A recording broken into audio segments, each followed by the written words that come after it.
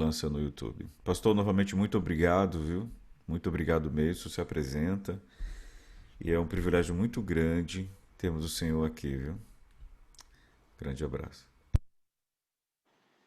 Meus amigos e irmãos, um bom dia a todos, bom dia a todas. É uma enorme alegria estarmos juntos.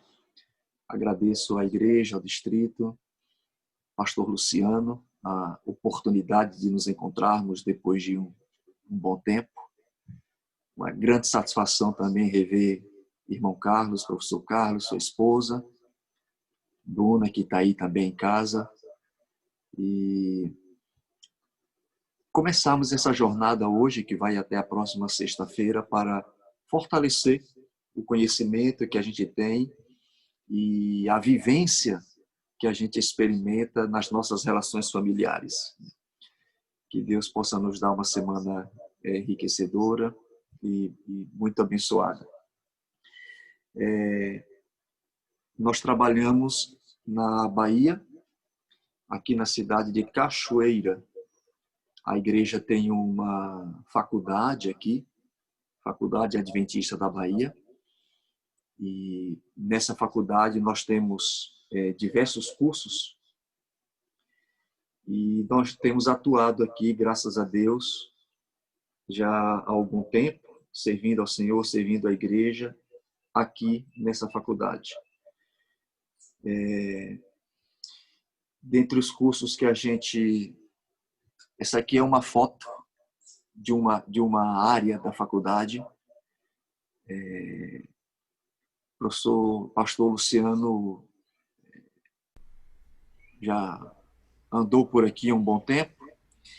E tem um Certinho. lugarzinho aqui que eu acho que nessa foto não está aparecendo para ele, mas tem um lugarzinho aqui que eu queria mostrar para ele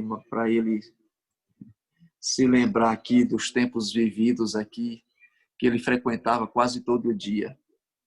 Mas nessa foto ela está aqui escondida atrás dessa árvore. Talvez amanhã eu mostre uma outra foto que apareça aí o cantinho que o pastor Luciano, dia a dia, Trabalhava. vivia suas horas aí.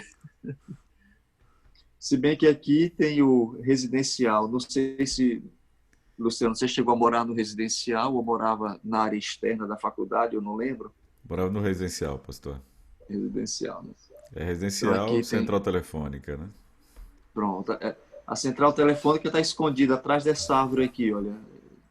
Não está dando para mostrar. Alguém colocou aqui, eita que bateu saudade. A Alba. A Alba. A Alba também é daqui, do entorno aqui, da convivência nossa aqui da faculdade também. Então, amigos, a gente trabalha aqui. Os dois cursos que nós atuamos mais efetivamente são os cursos de teologia, dando aulas ali, pela formação que a gente tem, formação teológica, pastoral. E o outro curso onde trabalhamos aqui na faculdade é o curso de psicologia, também pela formação que a gente tem nessa área de psicologia e pela atuação. E estamos aqui às ordens, seja presencialmente, quando pudermos receber a sua presença aqui, será uma alegria estarmos aqui à sua disposição. Ou seja, virtualmente, como estamos nos encontrando agora e vamos fazer isso durante a semana. Pastor Luciano, eu não sei se é o senhor, o professor Carlos, que vai fazer aí o controle do tempo. Não pode ficar à vontade, pastor. Nós, geralmente terminamos às 7 horas, são 6 e Tá, 28 E amanhã, se eu precisar de mais tempo, mas fique tranquilo, viu? Ainda mais hoje é feriado. Fique à vontade. tá bom. Não, é tranquilo aí. Eu só queria ter uma noção assim de até que horário a gente ia, só para ir me controlando aqui e tocando adiante. Então é isso, irmãos. Eu tenho um tio que teve o privilégio de trabalhar em Recife, anos atrás, quando ele era pastor. Hoje ele é jubilado, o nome dele é José Pastor. E eu tive a oportunidade também de viver pelo menos 4 anos em Pernambuco, quando eu fiz o curso de teologia lá no ENA. Meu pai estudou no ENA também na década de 50, início da década de 60. E eu nasci depois, e anos depois, nos anos 80, no iniciozinho dos anos 80, aí foi a minha vez de ter o privilégio de estudar no ENA também e fazer o curso de teologia ali. Depois eu vim para a Bahia trabalhar, tenho estado por aqui durante esse tempo. Mas, vez ou outra, Deus me dá a oportunidade de visitar o estado de Pernambuco, a agradável e simpática cidade do Recife também. E hoje, tendo essa oportunidade agora de estar novamente em Recife, com os irmãos, com os amigos, para partilharmos aí a jornada dessa semana. Muito obrigado pelo prazer, pelo privilégio. Minha família e eu a caminho do céu. E a gente pensou na ideia desse tema a partir do verso que está em João 14, o de número 2. É um verso conhecido, você conhece bem. Aqui no Evangelho de João, capítulo 14, verso 2, Jesus está conversando com os discípulos e ele diz assim: na casa de meu pai há muitas moradas. E se não existissem essas moradas, ele disse, eu prepararia esse lugar para vocês. Porque o meu desejo é que onde eu estou, vocês também estejam. Então, é com base nas ideias de Jesus apresentadas aqui nesse verso que a gente pensou na temática da semana. E aí eu encontrei essa figura que ilustra essa ideia de que nós estamos numa jornada rumo a algum lugar. E enquanto a gente caminha nessa jornada, nós temos relações estabelecidas. Dentre tantas e muitas experiências que a gente vive, nós desfrutamos a experiência das relações. As relações com os vizinhos, com os amigos, com os colegas de trabalho, com os irmãos da igreja, mas as relações mais próximas, mais profundas e mais significativas são as relações familiares. E eu achei bonita essa ilustração colocada aqui de um coração como sendo o sol que ilumina o caminho que nós estamos seguindo. O coração como sendo o sol que traz o brilho que a gente precisa para não andarmos às escuras enquanto caminhamos para o lar eterno. E pensando o céu nessa perspectiva de lar, dessa perspectiva de casa, dessa perspectiva de que é um lugar onde estaremos juntos como família. A experiência familiar que desfrutaremos no céu, ela começa a ser exercitada aqui, enquanto nós estamos caminhando.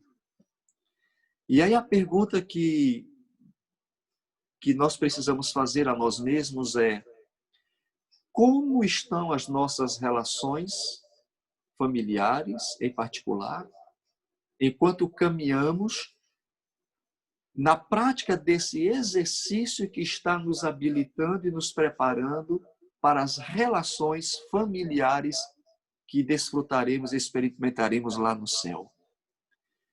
Então, é em torno dessa ideia que nós vamos pensar a nossa família e as nossas relações e o que está acontecendo conosco nos próximos dias, de hoje até sexta-feira. Hoje nós vamos apresentar um tema mais introdutório, ele vai ser até um pouquinho mais denso do que os temas dos outros dias, mas é para a gente trabalhar essa perspectiva da introdução, né, para a jornada que estamos começando agora. Eu gostaria de felicitar a iniciativa da igreja, eu sei que isso acontece com uma certa frequência, com uma certa regularidade, não é uma exclusividade desta semana, é uma característica da igreja adventista valorizar o tema família. E é uma característica de cada congregação se empenhar para que esse tema seja valorizado desse modo como a igreja interessa e tem vontade que seja. E eu sei que essa congregação, ela frequentemente faz isso. Encontros de casais, palestras, semanas como essa que nós estaremos tendo agora.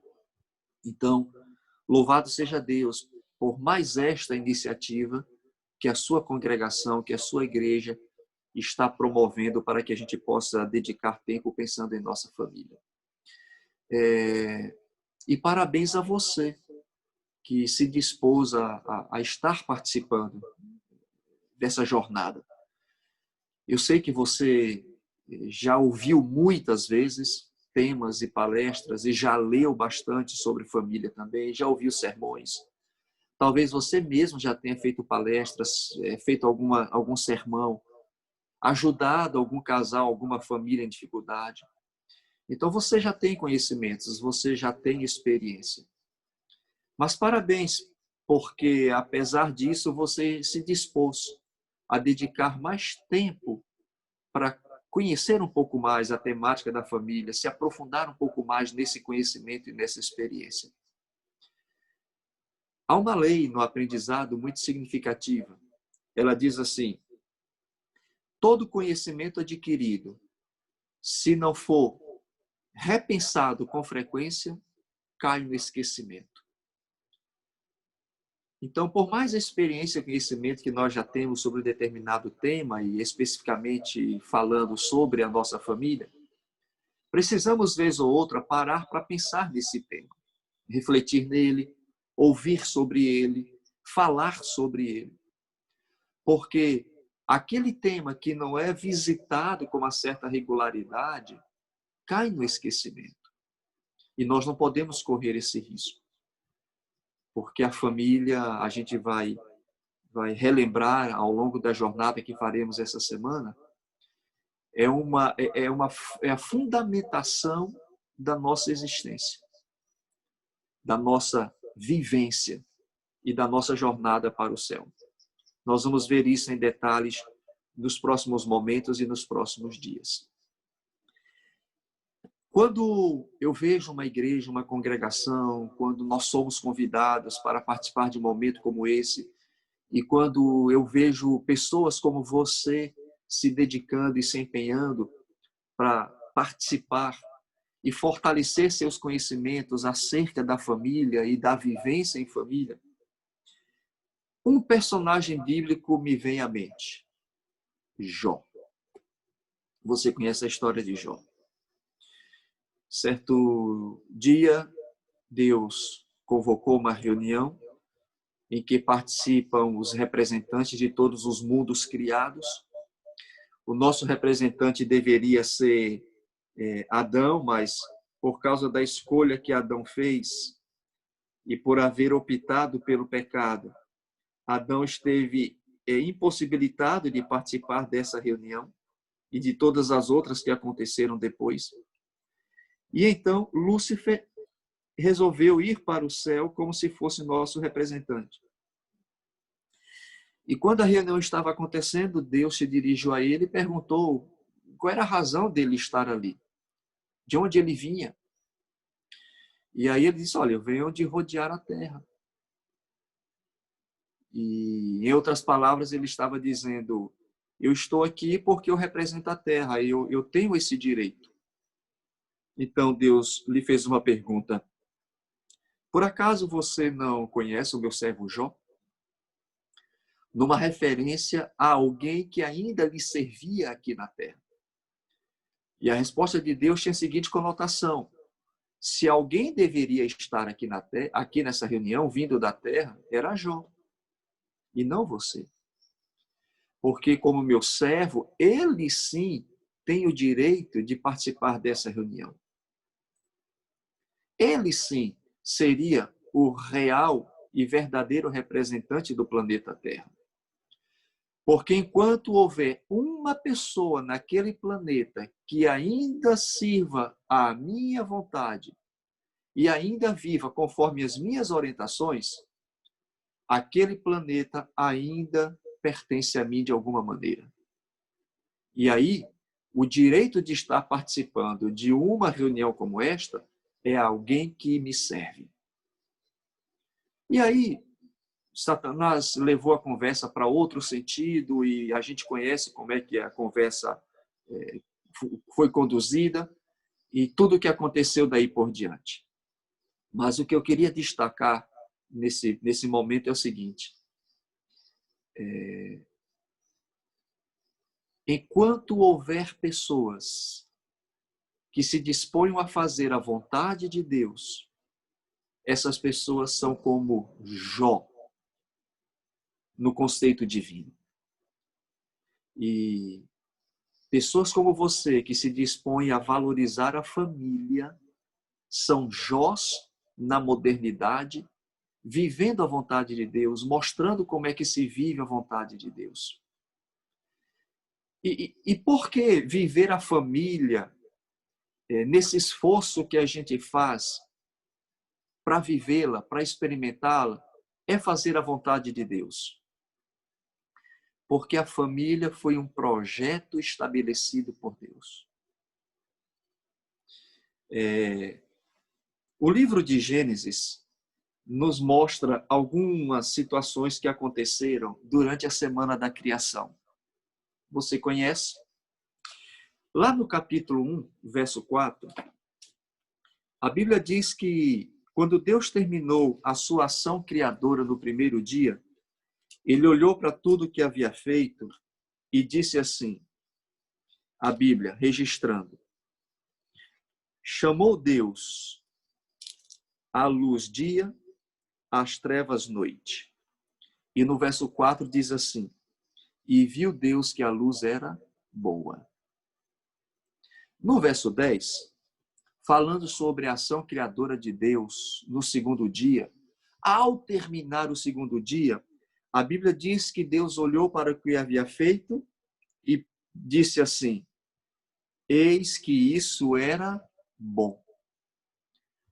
E o mesmo acontece no verso 12, numa referência ao que Deus fez no terceiro dia, no verso 18, numa referência ao quarto dia, no verso 21, ao quinto dia, e no verso 25, ao sexto dia também.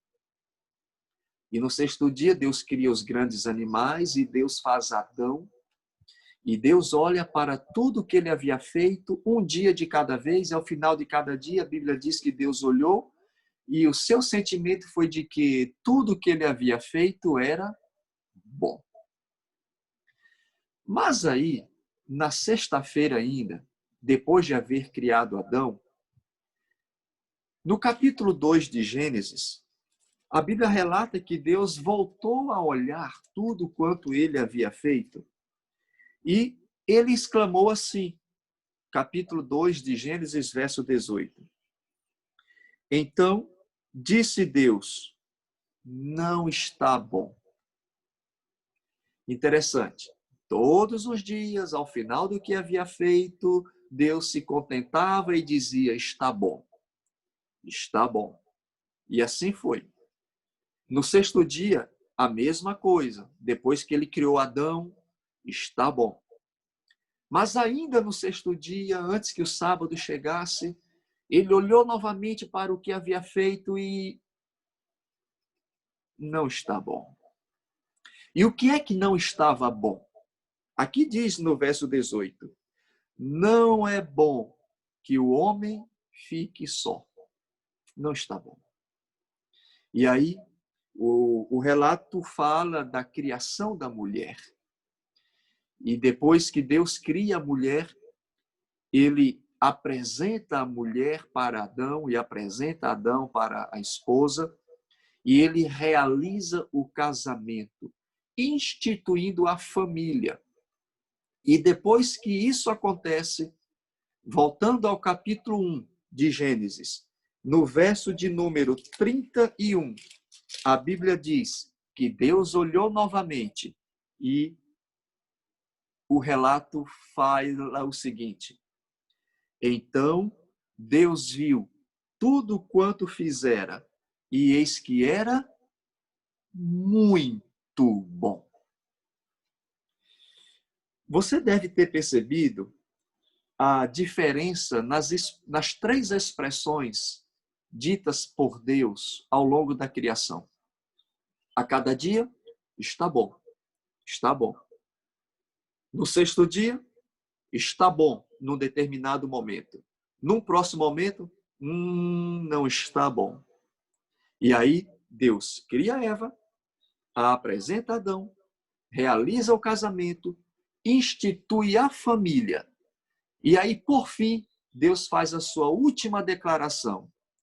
Agora está muito bom. Perceba que nessa terceira declaração de Jesus está um superlativo de intensidade. Não estava apenas bom. Agora estava excelente. Agora estava pleno. Agora estava perfeito. Agora estava muito bom. E por que estava muito bom? Porque a família havia sido instituída.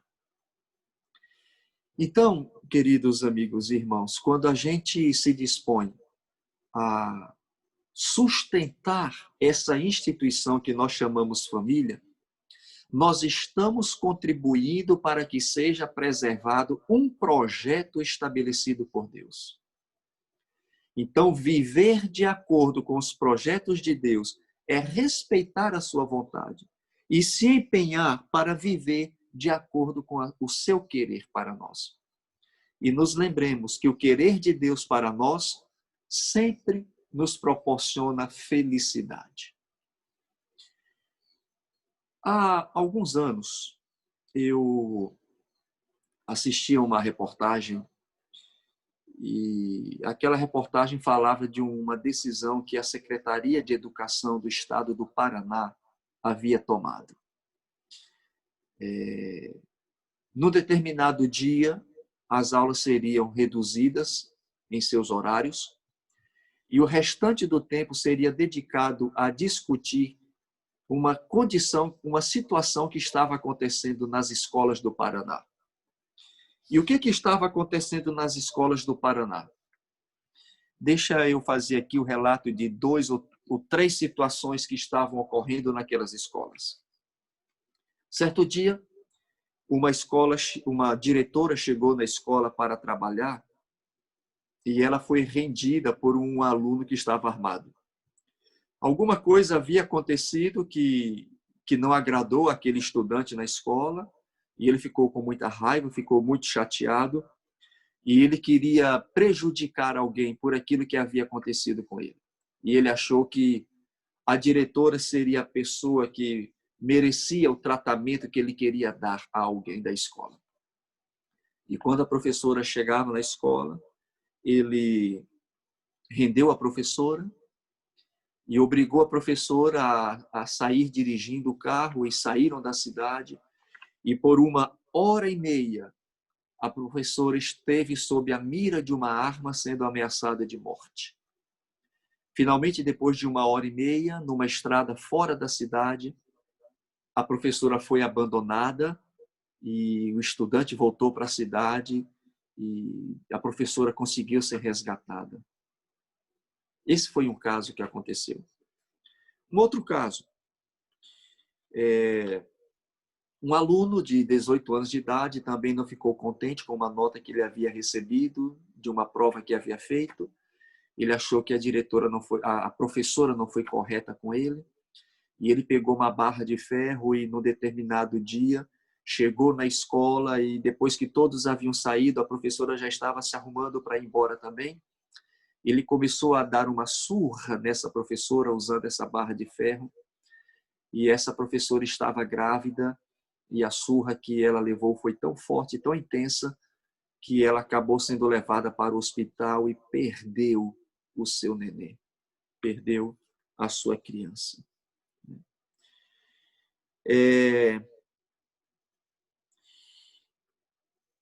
Uma terceira situação, de tantas outras que estavam acontecendo, os alunos estavam voltando de férias, os professores também, e havia um estudante que havia ficado retido numa determinada série, porque no ano anterior ele não havia conseguido notas suficientes para ser conduzido para uma série seguinte, e ele ficou com muita raiva de ter sido mantido na série anterior. E naquele primeiro dia de aula, ele foi para a escola com um galão de gasolina e, num determinado momento, ele foi ao estacionamento e derramou gasolina em cima de um carro que pertencia a um dos professores e tocou fogo naquele carro para se vingar, porque havia sido retido na mesma série que havia feito no ano anterior. Então, essas foram algumas situações de muitas outras que estavam acontecendo nas escolas do Paraná. E aí, naquele dia, então, a Secretaria de Educação, junto com o governo, junto com a polícia, junto com as instituições que cuidam dos menores, dos adolescentes, associações de pais, de escolas, se reuniram em várias cidades para discutir o que estava acontecendo e o que poderia ser feito para que essa situação fosse diferente do que estava sendo.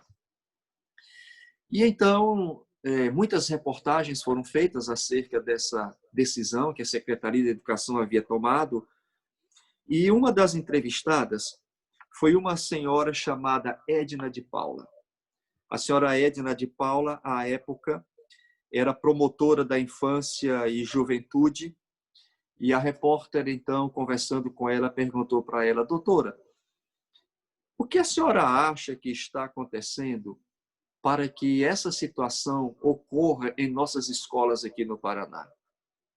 E a doutora Edna de Paula, dando sua resposta, em um determinado momento disse assim: eu entendo que houve uma falência da família.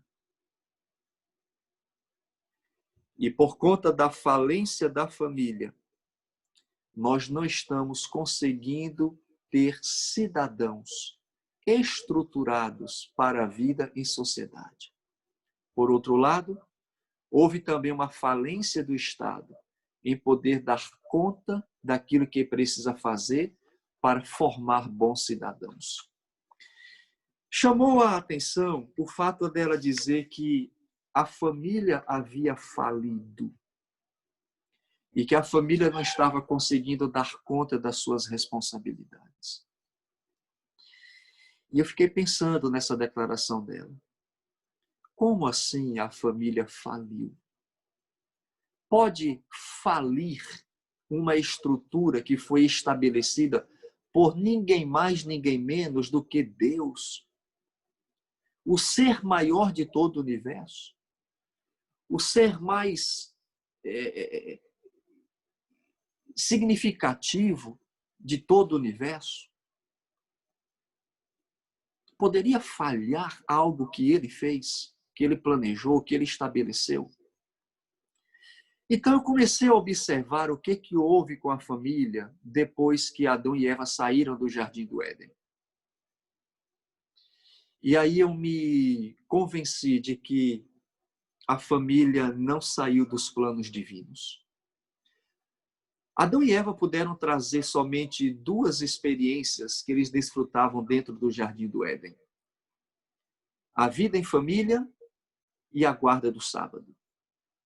Eles não puderam trazer mais nada de dentro do Jardim do Éden para o mundo do pecado. Eles não puderam trazer nenhum fruto, eles não puderam trazer nenhum animal de estimação, eles não puderam trazer nenhuma semente de alguma árvore que eles gostavam demais para plantar aqui do lado de fora. Nem mesmo a roupa que eles usavam dentro do Jardim do Éden eles puderam trazer. Porque assim que eles desobedeceram a Deus e se desligaram da fonte de vida, eles ficaram nus.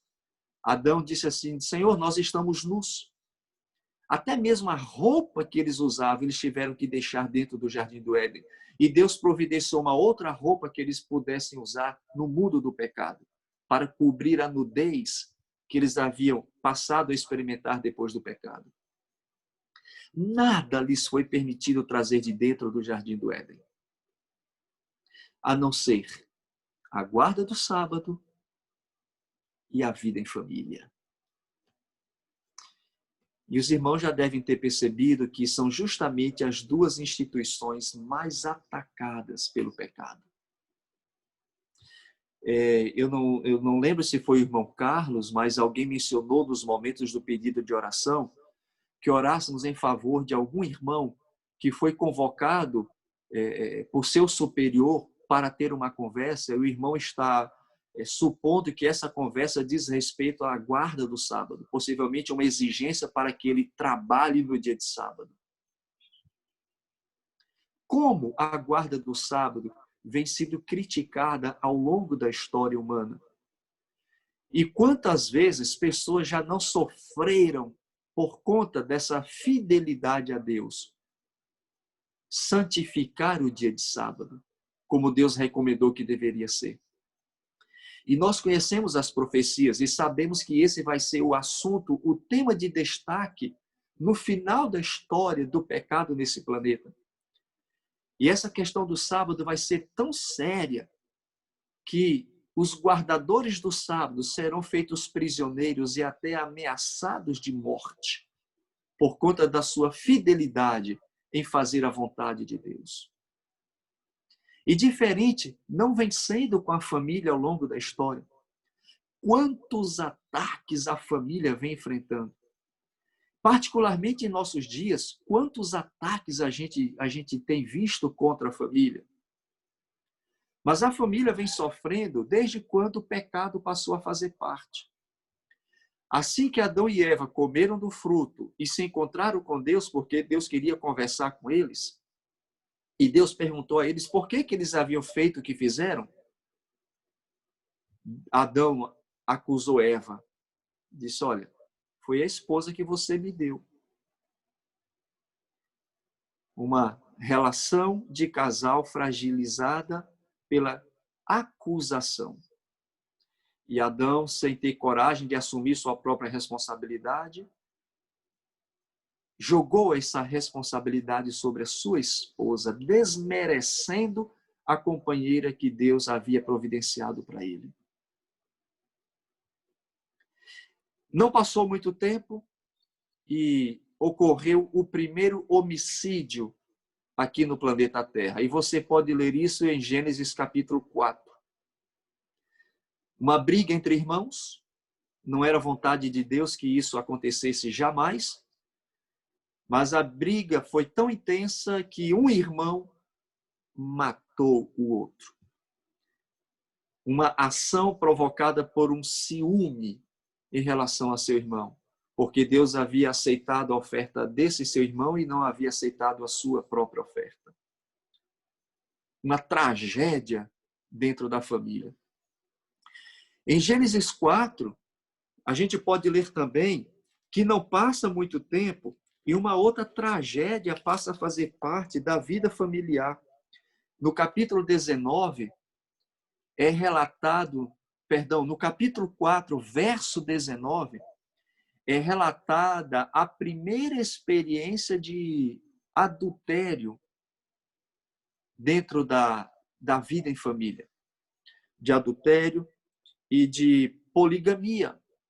Quando diz que Lameque tomou para si 2 esposas, nesse caso uma bigamia. Mas Lameque institui a prática de um marido passar a ter mais do que uma mulher, que não era uma prática aprovada por Deus.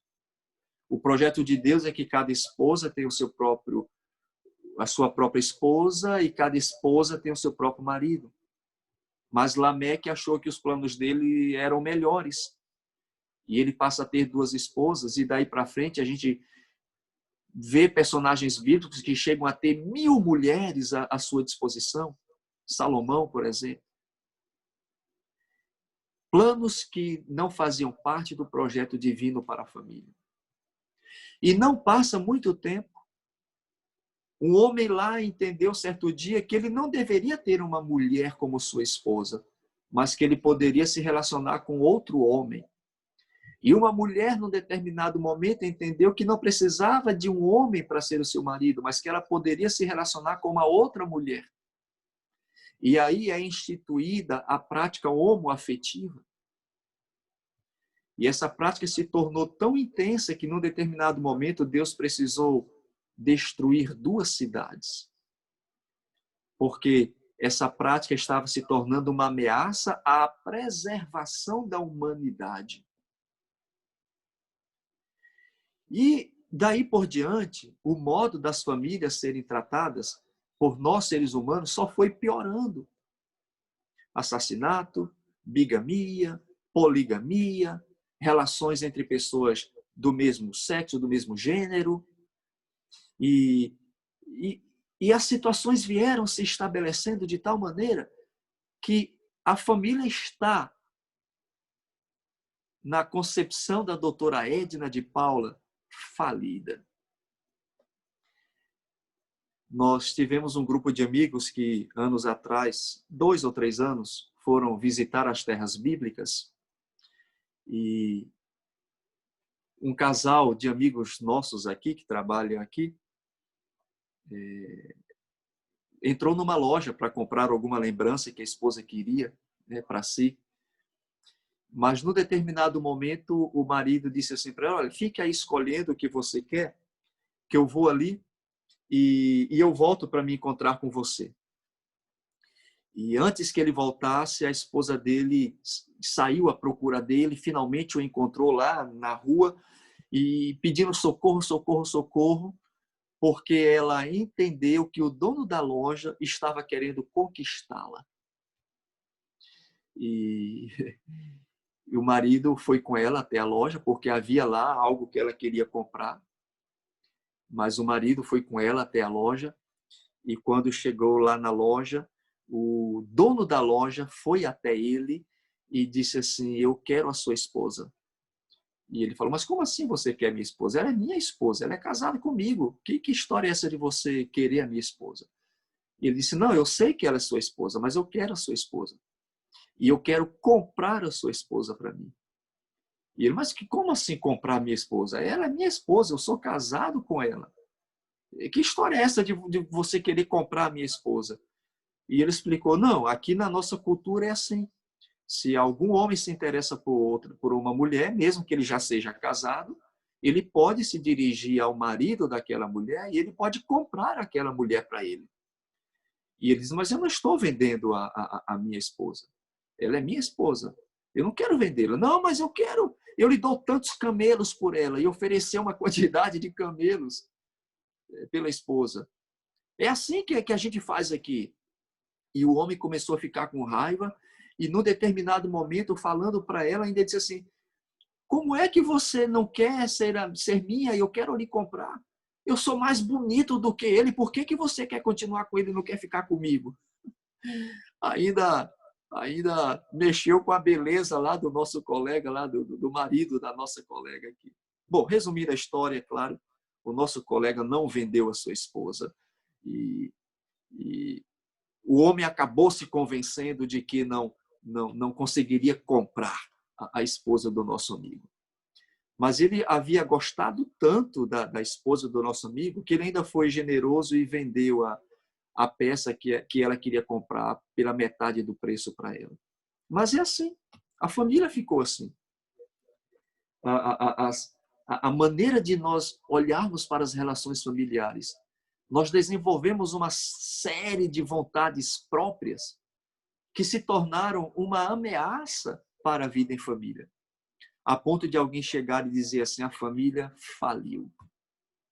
E aí eu faço a pergunta que eu fiz instantes atrás: pode falir um projeto divino?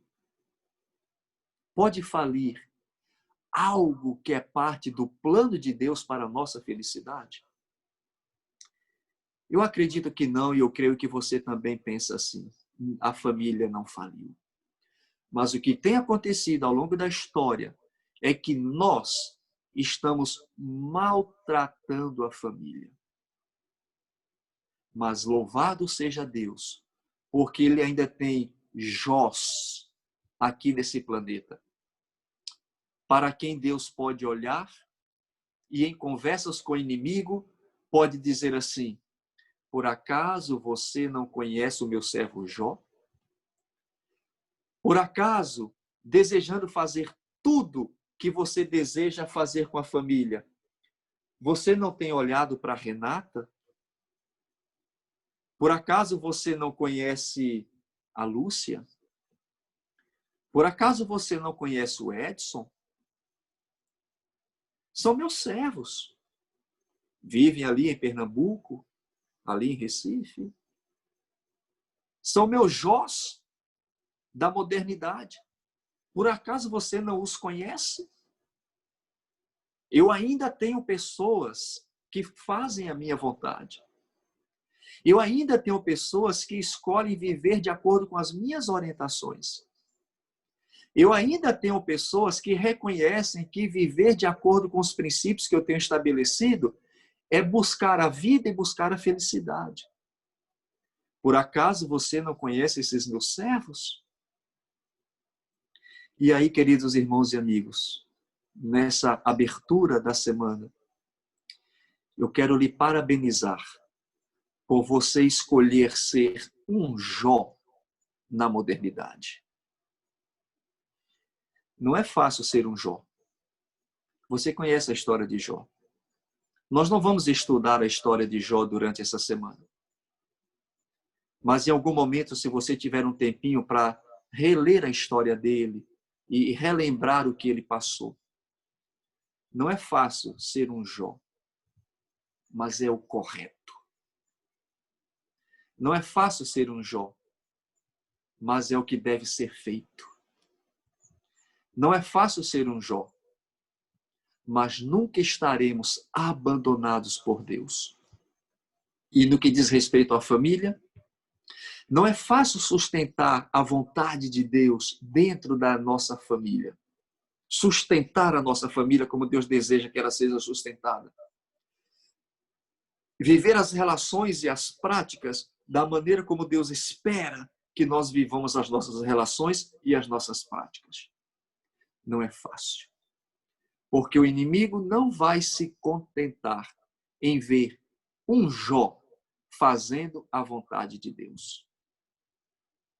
Mas assim como o Jó do relato bíblico, nós, os Jós da modernidade, também não estamos abandonados por Deus.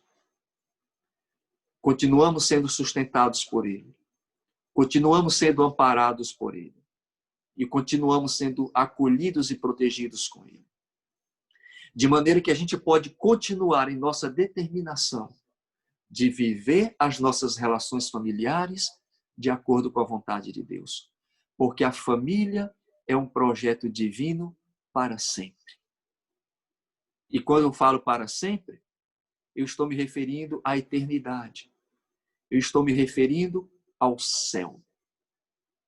E se nós estamos dispostos a viver aqui na terra a vontade de Deus em relação à nossa família, nós estamos nos preparando enquanto caminhamos para o céu, para vivermos essa experiência, continuarmos vivendo essa experiência lá na eternidade. Sabe por quê? Porque a família é um projeto divino que nunca saiu dos seus pensamentos. Na criação, a Bíblia diz que a estruturação da família, a implantação da família, foi o último ato de Deus na criação. Depois que Deus criou a família, ele não fez mais nada. Apenas trouxe o sábado e pronto. Então, a última ação divina, a cereja do bolo, foi a criação da família. E logo em seguida, ele entregou o sábado para que a família pudesse desfrutar todas as delícias do que é viver em família. Veio o pecado e Jesus veio à terra. E quando Jesus começou o seu projeto de salvação, seu ministério de salvação, ele começou dentro de um casamento. João capítulo 2. Você pode ler depois, você conhece a história. Aquele casamento que acabou o suco de uva, o vinho, e Jesus acabou fazendo um milagre naquele casamento. Foi o lugar onde Jesus realizou seu primeiro milagre, implantando ali o seu ministério de salvação. Então, a família na criação e a família na redenção. Na criação, o último ato criador de Deus. Na redenção, o primeiro ato de milagre de Deus, dentro de um casamento que estava instituindo uma nova família. E na glorificação, na volta de Jesus, João viu a cidade santa vindo para a terra. Apocalipse capítulo 21. E quando João contemplou a cena da cidade santa vindo para a terra, ele viu algo tão bonito, tão belo, tão esplêndido, que ele tentou descrever aquela beleza toda que estava contemplando, e ele não conseguiu. Então ele pegou uma cena conhecida por nós seres humanos para representar a beleza que ele estava contemplando. E qual foi a cena humana que nós conhecemos muito bem, que João usou? Ele disse assim: vi a santa cidade, ataviada como uma noiva para se encontrar com seu marido. João pega a cena de um casamento, que é a cerimônia que institui uma nova família, e ele usa a cena de uma família sendo instituída para ilustrar a beleza que ele estava vendo, que era a cidade santa vinda do céu para a nova terra. Por que será que o Espírito Santo iluminou, inspirou João a escrever, usando a família como uma ilustração nesse momento? A família na criação, a família na redenção e a família na glorificação. O que isso quer dizer para mim e para você? Que a família é um projeto que nunca saiu dos planos de Deus. E apesar dela estar maltratada do jeito que está, ela vai ser revigorada e ela vai ser glorificada e ela vai permanecer por toda a eternidade. É por isso que Jesus, quando fala a nós do céu, ele chama o céu de uma casa. E o que é uma casa? É o lugar onde as famílias vivem. É um lugar onde as famílias se estabelecem. É o lugar onde as famílias se relacionam, as pessoas se relacionam. Meus irmãos, que Deus nos dê um abençoado restante de dia. Eu não sei quais lutas a sua família terá de enfrentar ao longo desse dia. Eu não sei quais iniciativas Satanás vai tomar ao longo desse dia para maltratar a sua família, para prejudicar a sua família, para machucar a sua família. Mas saiba de uma coisa: você é um Jó da modernidade. E como Jó no passado não esteve sozinho, eu e você também não estamos sozinhos hoje. Deus pode olhar para mim, Deus pode olhar para você com satisfação e Deus pode perguntar assim: por acaso você não conhece aquela família? Aquela família ainda me serve. Aquela família ainda faz a minha vontade. Aquela família ainda vive de acordo com os princípios que eu estabeleci. Aquela família merece estar aqui no céu. Porque foi isso que Deus falou sobre Jó quando Satanás esteve no céu. Satanás, Lúcifer, você não merece estar aqui. Você já teve a sua chance e você desperdiçou. Quem merece estar aqui é Jó. Um dia, Jesus vai voltar só para buscar Jó e levá-lo para o lar eterno. Da mesma maneira, um dia, Deus vai voltar só para buscar a sua família, que é um Jó na modernidade, para levar para o lar eterno, para levar para o céu. Enquanto isso, minha família e eu a caminho do céu. Que Deus lhe abençoe, que Deus abençoe sua família e que dia de hoje seja mais uma oportunidade aproveitada por mim e por você, por nossa família, para que a gente continue caminhando para o céu. E por que nós estamos caminhando para o céu? Porque nós escolhemos fazer a vontade de Deus. Nós escolhemos sermos os Jós nos tempos atuais. Amanhã a gente continua conversando.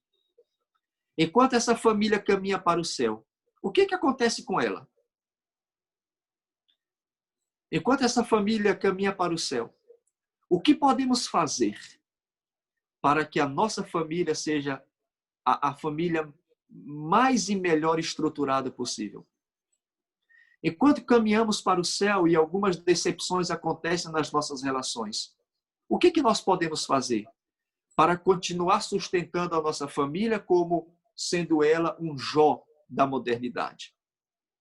Então, esses e outros temas nós vamos continuar vendo ao longo da semana até a próxima sexta-feira. Um bom, feliz e abençoado dia. E pela graça de Deus, amanhã tornaremos a nos ver outra vez. Pastor Luciano, professor Carlos.